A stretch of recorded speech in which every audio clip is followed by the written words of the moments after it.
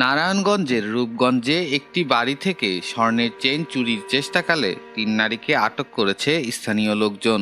এ সময় তাদেরকে দড়ি দিয়ে বেঁধে নির্যাতন করা হয়, এমনকি কেচি দিয়ে কেটে ফেলা হয় তাদের মাথার চুল। ঘটনাটি সামাজিক মাধ্যমে ভাইরাল হলে পুলিশ ঘটনাস্থল থেকে ওই ৩ নারীকে পুলিশের হেফাজতে নেয়। সোমবার সকালে রূপগঞ্জের ডহরগাঁও এলাকায় এ ঘটনা ঘটে। আটককৃতরা কুমিল্লা মুরাদনগর থানাধীন জাহাপুর এলাকার বাবু মিয়ার স্ত্রী সুমাইয়া আক্তার, খুলনার খালিশপুর থানাধীন দিঘলিয়া এলাকার সুজন মিয়ার স্ত্রী ইতি আক্তার, বালিয়াপাড়া এলাকার রুহুল আমিনের স্ত্রী শারমিন। স্থানীয় সূত্রে জানা যায়, সকালে ডহরগাঁও এলাকার সেলিম মিয়ার বাড়িতে ৩ জন নারী প্রবেশ করে স্বর্ণের চেইন চুরি করতে গিয়ে হাতে নাতে আটক করে স্থানীয়রা। পরে আটককৃতদের দড়ি দিয়ে বেঁধে মারধর করা হয়। এক পর্যায়ে তাদের মাথার চুল কেচি দিয়ে কেটে ফেলা হয়। ঘটনার ভিডিও সামাজিক যোগাযোগ মাধ্যমে ভাইরাল হলে পুলিশ বিষয়টি জানতে পেরে সাথে সাথে ঘটনাস্থল থেকে আটক ৩ নারীকে তাদের হেফাজতে নেন।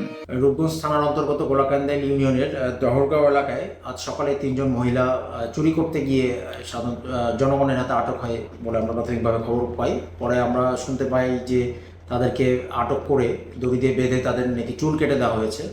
তো এই বিষয়ে একটি ভিডিও অলরেডি ভাইরাল হয়েছে। ভিডিওটা কিছুক্ষণ আগে আমি দেখেছি। তো বিষয়টি জানার সাথে সাথে আমরা ৩ জন মহিলাকে পুলিশ পাঠিয়ে আমাদের আইনি হেফাজতে নিয়েছি।